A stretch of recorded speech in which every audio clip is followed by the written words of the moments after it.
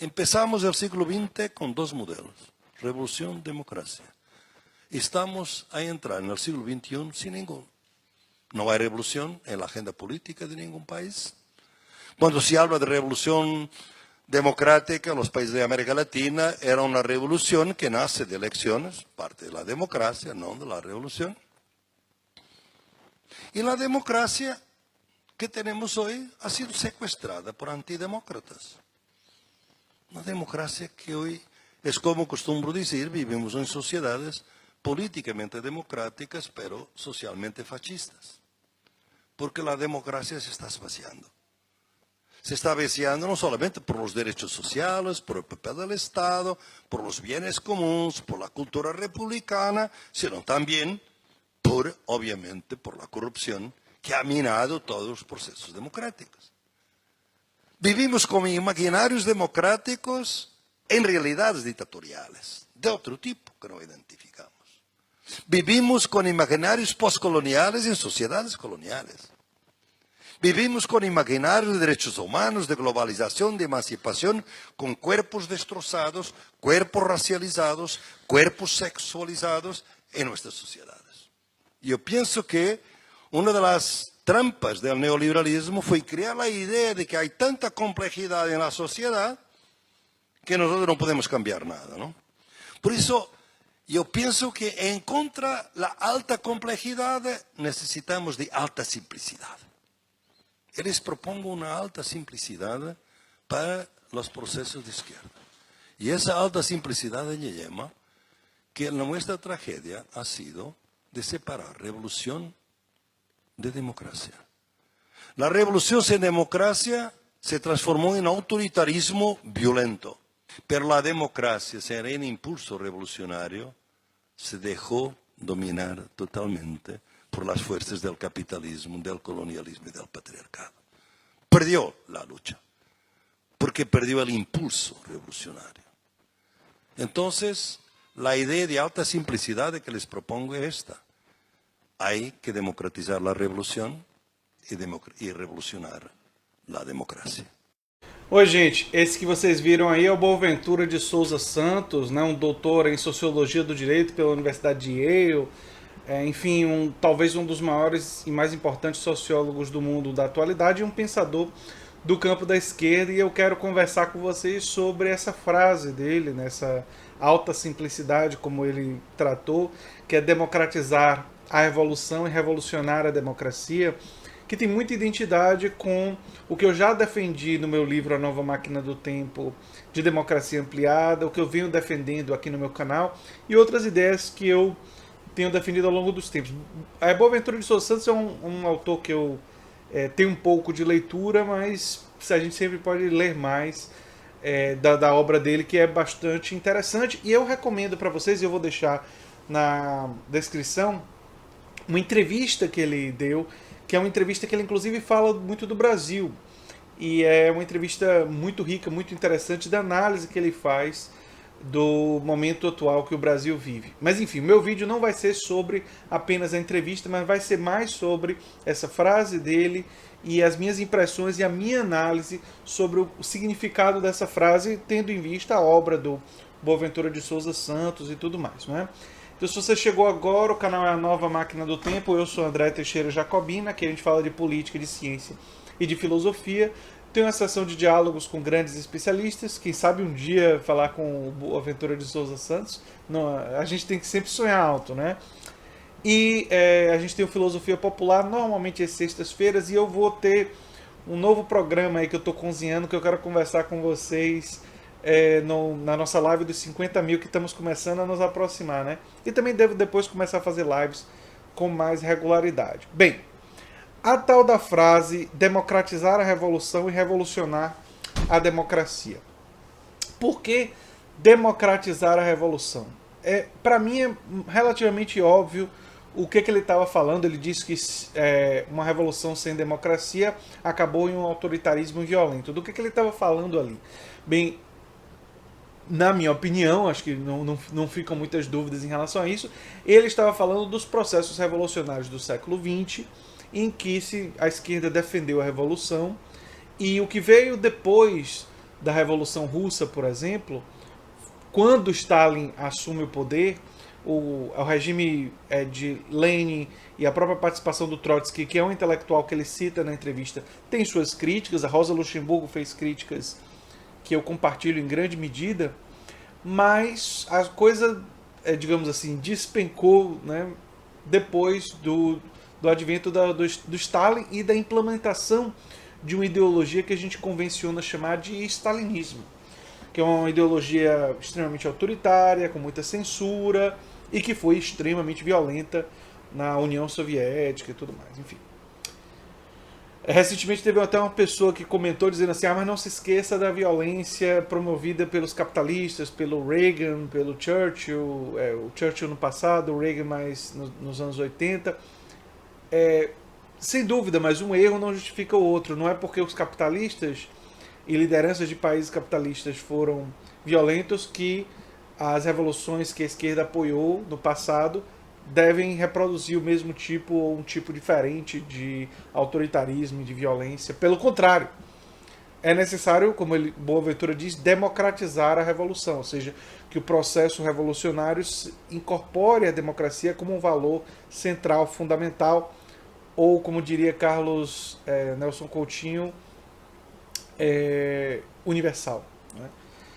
Enfim, esse é um aspecto muito importante da análise do Boaventura Santos, ou seja, que qualquer processo que a esquerda venha defender no futuro, ele deve ter a democracia em seu centro.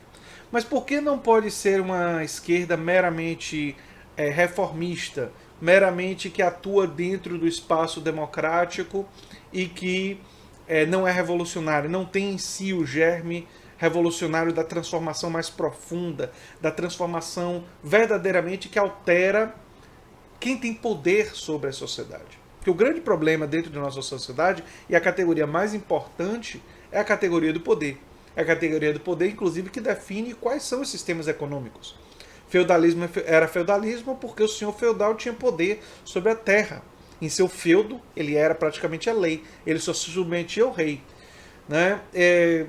No capitalismo, ele é capitalismo porque a figura mais poderosa dentro de um sistema econômico capitalista é o capitalista. É o capitalista que compra eleições através do financiamento privado de campanha. É o capitalista que de fato manda num sistema capitalista. Por isso que a democracia dentro de um sistema capitalista, ela é sempre restrita. Ela pode ser, quando o sistema capitalista ele tem maiores garantias de direitos sociais, quando ele tem maior participação popular, o grau da influência do capitalista vai se reduzindo. É por isso que em democracias mais avançadas, como a da Suécia, da Finlândia, da Suíça, o grau em que os capitalistas de lá conseguem influenciar para as direções que eles querem é muito menor do que em outros países que não existem esses direitos garantidos. Então, os direitos, quando eles são amplos e quando a gente faz valer em grande nível os valores da Revolução Francesa, que foi a primeira grande revolução democrática do mundo, né? Os valores de igualdade, de liberdade, de fraternidade, em uma medida mais igualitária, ou seja, esses valores defendidos de uma forma mais equilibrada, digamos assim, aí nós se conquistou, né, ao longo da história, regimes que conseguem conter a influência dos capitalistas. Mas nos regimes onde isso não existe, a força dos capitalistas é muito maior e aí é uma imposição e a existência verdadeiramente de regimes não tão democráticos, mas oligárquicos. E que, em um período de restauração pós-conquistas de países que não conquistaram tanto quanto esses que eu tinha citado, você tem o surgimento contemporâneo de ideologias profundamente reacionárias. Agora, por que revolucionar a democracia? Porque os partidos de esquerda da França, da Itália, do Brasil e de outros lugares do mundo, um exemplo que eu sempre cito foi o que aconteceu com o Partido Democrata quando Bill Clinton virou presidente. Eles começaram a achar que, olha, não tem problema nenhum com o capitalismo, não tem problema. Pelo contrário, nós vamos começar nos Estados Unidos, o Partido Democrata, que ao longo do século XX várias vezes foi um partido que passava longe de ser um partido de esquerda, era um partido de centro-direita na economia. O Partido Democrata passou, depois da vitória do Bill Clinton, a acreditar numa ideia de triangulação. O que é isso? Que é assumir posições do seu adversário em relação a pautas econômicas e se diferenciar apenas nas pautas sociais ou culturais. Essa estratégia de assumir o capitalismo como o fim da história, como, enfim, uma coisa meio estilo Fukuyama ali, e é num período próximo, né? O que é que acontece? O que é que isso produz? Isso produz nos Estados Unidos um processo de desconexão entre a base eleitoral e essa esquerda que havia dentro da sociedade, pessoas que defendiam garantia de direitos sociais, e o partido político, né? E hoje nós temos o ressurgimento de pessoas verdadeiramente pró-trabalho, como principalmente o Bernie Sanders, mas também em menor grau a Elizabeth Warren, o Andrew Yang e outros, né? Enfim, isso é importante porque quando a gente vai para a Europa, acontece um fenômeno semelhante. O Partido Socialista Francês também faz isso. Aqui no Brasil, o PT, no final dos anos 90, já fez um pouco isso, e quando chega ao poder, chega com alianças com também partidos de direita, e de centro-direita. O José de Alencar, embora um cara honrado do ponto de vista ético, era um cara conservador e liberal, enfim, vinha do PL, do Partido Liberal, foi o vice de Lula, né? E a gente sabe depois o que aconteceu com o vice da Dilma, né? Então, essa é uma estratégia, foi um fenômeno mundial. A esquerda no mundo passou a defender uma ideia de que nós estamos de bem com o capitalismo, nós não precisamos revolucionar o capitalismo, não precisamos transformar, e eles começaram a acreditar que esse era o caminho para vitórias eleitorais, e vitórias eleitorais como Bill Clinton nos anos 90, como Lula nos anos 2000, e outras vitórias eleitorais espalhadas pelo mundo, meio que criaram esse consenso. Só que o resultado prático disso a longo prazo foi que essas sociedades não foram radicalmente transformadas. Pegando o caso do Brasil, por exemplo, com essa política de alianças não foi possível fazer uma reforma tributária verdadeiramente que produzisse justiça social, que envolveria diminuir os impostos sobre consumo e sobre produção e aumentar em renda, em patrimônio, em herança, em dividendos empresariais, em lucros dos bancos. Quer dizer, você deslocar de onde você tira o dinheiro para você financiar direitos sociais, saúde, educação e tudo mais. Então, isso não foi feito no Brasil. Nós não fizemos a auditoria da dívida pública. E, de forma semelhante, na Europa, os partidos social-democratas eles começaram a recuar. A eleição do Macron é um exemplo, inclusive, de uma falta de inabilidade na França de uma alternativa mais de esquerda, de fato, poder se eleger. Né? Ele é um progressista culturalmente, mas economicamente o Macron passa longe de ser uma pessoa identificada com a verdadeira esquerda francesa. Né? Enfim, então, revolucionar a democracia significa, no meu modo de ver, entender que a esquerda precisa fazer alianças com a esquerda, não com a direita. Essa é uma primeira coisa. E a segunda coisa, de que precisa ter um objetivo mais ambicioso, que precisa ter objetivos mais revolucionários no seu conteúdo. Isso significa encarar a revolução não apenas como um processo violento de tomada de poder, mas de alteração dentro da sociedade de quem tem o poder. Essa é a distinção fundamental. Em uma sociedade capitalista como a nossa, quem tem o poder e quem tem todos os benefícios do Estado são os super ricos. São os super ricos que não pagam dividendos empresariais nas suas ações quando eles recebem. São os super ricos que pagam no máximo 8% na herança, o que para um super rico não é nada, mas 8% para uma pessoa de classe média é bastante. Então, são eles que são sempre os beneficiados. Então eles têm tanto o poder quanto os benefícios do Estado e o Estado trabalhando para eles. Uma esquerda e um pensamento progressista, um pensamento pró-trabalho, que quer transformar essa realidade, precisa ter um projeto revolucionário não violento democrático, ou seja, democratizar a revolução, ter a democracia como um grande horizonte, tanto na política quanto na economia, ou seja, o que é democratizar a economia? Expandir cooperativas verdadeiramente democráticas. É bom lembrar que a cooperativa ou as cooperativas não são necessariamente democracia no espaço de trabalho, porque é possível corromper a cooperativa como é possível corromper praticamente qualquer coisa. Então, você precisaria garantir, defender que apenas as cooperativas que têm um caminho para você ser cooperado de forma democrática, que você tem uma gestão democrática, que todos os cooperados mandam, que eles são os donos, que não se torna um novo regime oligárquico, que receberiam auxílio, contribuição do Estado, que receberiam facilidades, que receberiam associação com a universidade, com a inteligência das universidades federais, das universidades estaduais, ou seja, esse grande projeto nacional de transformação da produção. Então, e aí é um exemplo de um pensamento de revolucionar a sociedade no sentido de transferência de poder. Porque se você dá à classe trabalhadora, e se você ajuda a classe trabalhadora, dá não, a palavra dá não é adequada. Se você ajuda a classe trabalhadora a conquistar em parceria com os órgãos do Estado, quer dizer, dentro de uma gestão pró-trabalho, se você ajuda ela a conquistar a sua independência, conquistar a sua autonomia, conquistar o poder sobre a produção, gradualmente ela pode se tornar mais poderosa do que os capitalistas a longo prazo e, com isso, alterar a relação de poder existente na sociedade e, com isso, ser revolucionária. E revolucionar, portanto, a sociedade. E não ter um projeto tão tímido quanto a esquerda social-democrata na Europa muitas vezes teve. Não é?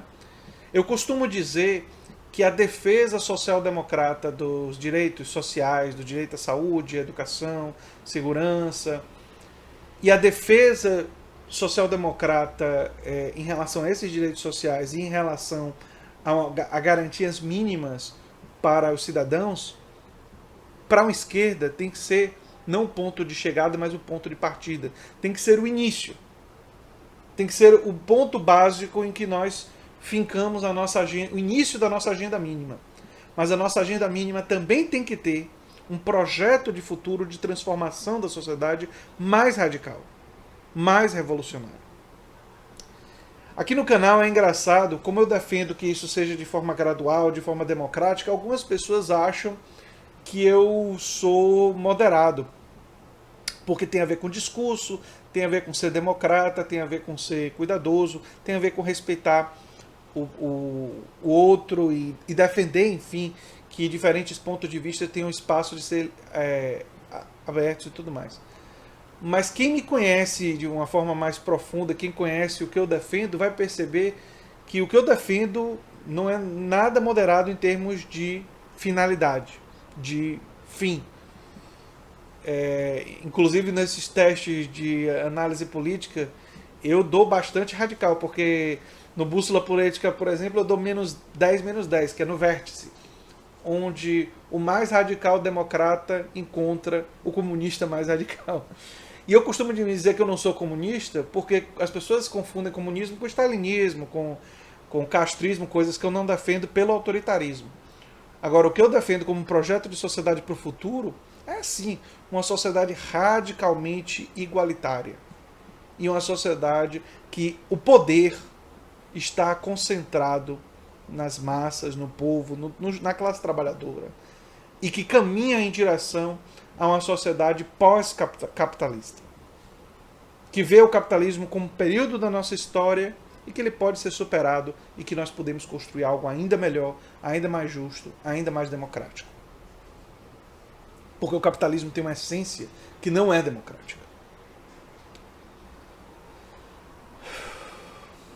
É isso que eu defendo, é isso que eu penso e é isso que eu reflito sobre a fala do grande Boaventura de Souza Santos, um intelectual que eu tenho muita admiração e que eu torço para que vocês conheçam, que vocês leiam e que vocês aprendam com ele. Né? Enfim, era isso que eu tinha para dizer no vídeo de hoje. Dizer para vocês que construir sim um futuro é possível, dizer para a gente não esmorecer e dizer para a gente pensar em revolucionar a democracia e democratizar a revolução. Enfim, gente, um abração e defender o que eu chamo de democracia ampliada, não é? Nos meus livros e que é, em essência, isso daí. Enfim, gente, a gente se vê no próximo vídeo. Um abração e até lá. E se você gosta do que eu faço, se inscreva, dê um like, compartilhe, que é muito importante pra gente. Tchau, tchau.